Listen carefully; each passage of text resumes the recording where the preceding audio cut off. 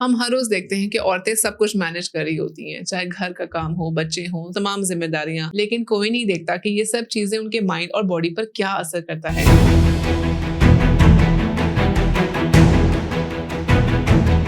Science कहती है, बल्कि खास तौर पे न्यूरो साइंस, कि जब कोई औरत लंबी ड्यूरेशन तक स्ट्रेस का शिकार रहती है तो उसका नर्वस सिस्टम डिसरेगुलेट होता है। इसका मतलब ये होता है कि उनका बॉडी का सिस्टम जो स्ट्रेस के बाद नेचुरली रिलैक्स होना चाहिए वो ठीक से रिकवर नहीं करता। औरतों के केस में ये और भी इंटेंस हो जाता है। उन पर डबल प्रेशर होता है, घर का भी मैनेज करो और कैरियर भी मैनेज करो। इमोशनल लोड भी अक्सर उनका होता है, दूसरों के इमोशंस भी वही संभालती हैं और इन सबको साइलेंटली मैनेज करती हैं, कंप्लेन भी नहीं करती। ये सब मिलके उनका नर्वस सिस्टम लिटरली ओवरलोड कर देता है। रिजल्ट क्या होता है? वो ठीक से सो नहीं पाती, हर वक्त उनका दिमाग एक अलर्ट मोड पे रहता है, वो फोकस से काम नहीं कर पाती, छोटी छोटी बात भी हो तो उसे इमोशनल रिएक्शन देती हैं और सबसे बड़े लेवल पे उन्हें कभी सुकून महसूस नहीं होता। ये सिर्फ इमोशनल नहीं बल्कि न्यूरोबायोलॉजिकल ब्रेकडाउन होता है और प्रॉब्लम ये है कि ये सब आहिस्ता आहिस्ता होता है। कोई एक दिन ऐसा नहीं आता जहाँ सब कुछ कोलैप्स हो जाए, लेकिन अंदर ही अंदर सब कुछ थक चुका होता है। लोग ये नहीं समझ पाते कि औरतें स्ट्रेस में क्यों हैं। लोग कहते हैं कि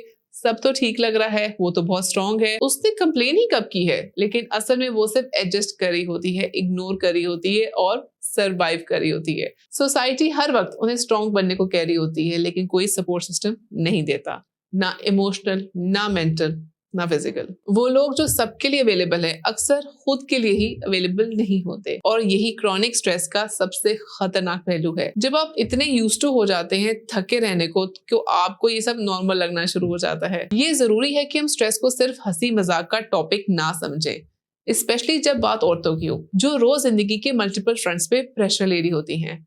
औरत का स्ट्रांग होना कोई प्रॉब्लम नहीं, लेकिन अकेले सब कुछ उठाना जरूर प्रॉब्लम है। और सबसे पहले हमें ये समझना होगा कि हर स्ट्रांग इंसान भी ब्रेक हो सकता है।